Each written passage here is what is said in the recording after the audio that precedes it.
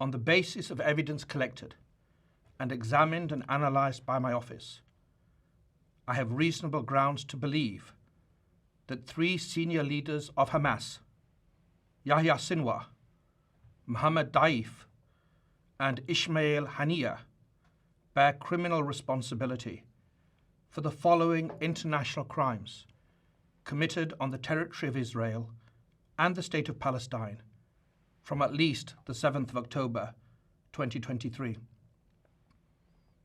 Extermination as a crime against humanity. Murder as a crime against humanity and as a war crime. The taking of hostages as a war crime. Rape and other acts of sexual violence during captivity as crimes against humanity and as war crimes. Torture during captivity as a crime against humanity and as a war crime. Other inhumane acts during captivity as a crime against humanity. Cruel treatment during captivity as a war crime. And outrages upon personal dignity during captivity as a war crime. These crimes were committed in the context of the ongoing armed conflict detailed in the applications, and as part of a widespread and systematic attack against the civilian population of Israel by Hamas and other armed groups. My office submits that there are reasonable grounds to believe that these 3 Hamas leaders are criminally responsible for the killing of Israeli civilians in attacks perpetrated by Hamas and other armed groups on the 7th of October 2023.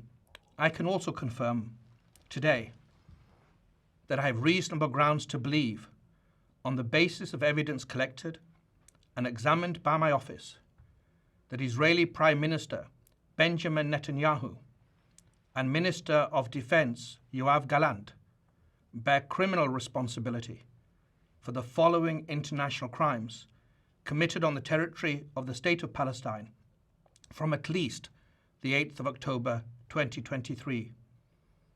The crimes include starvation of civilians as a method of warfare, willfully causing great suffering, serious injury to body or health or cruel treatment, willful killing or murder, and intentionally directing attacks against a civilian population, as well as crimes against humanity of extermination and or murder, persecution, and allegations of crimes of committing other inhumane acts.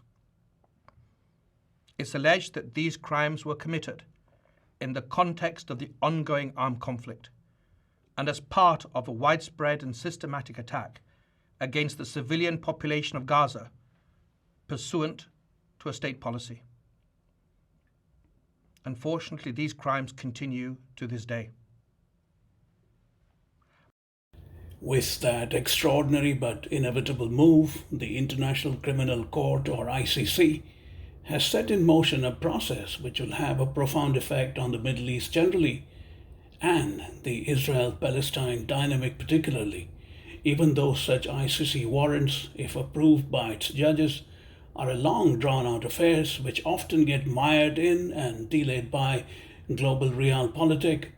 They will be like hanging swords for the 5 men so seriously charged. Even the potential that the 5, particularly Benjamin Netanyahu, could be arrested is a greatly consequential move. The charges that Netanyahu faces are sweeping in nature, including starvation of civilians as a method of warfare, willful killing or murder as war crimes, intentionally directing attacks against the civilian population as war crimes, and extermination and or murder and persecution as crimes against humanity are stunning in their scope. In the cases of Yahya Sinwar, head of the Islamic Resistance Movement, better known as Hamas, in the Gaza Strip, Mohammed Diab Ibrahim al-Masri, and Ismail Haniyeh, the charges are damning and specific, including murder, rape, sexual violence, and torture. However, unlike Netanyahu, who has both national and international obligations and would find the warrants profoundly inhibiting his work, Sinwar and the other two Hamas leaders may remain relatively unaffected because of the kind of life beyond the pale that they lead. Netanyahu and his defense minister Yoav Gallant cannot visit 124 countries which are signatories to the ICC without the prospects of being arrested once the warrants are issued. Israel and the US do not recognize the ICC. India too does not recognize the ICC, along with Russia and China and many others.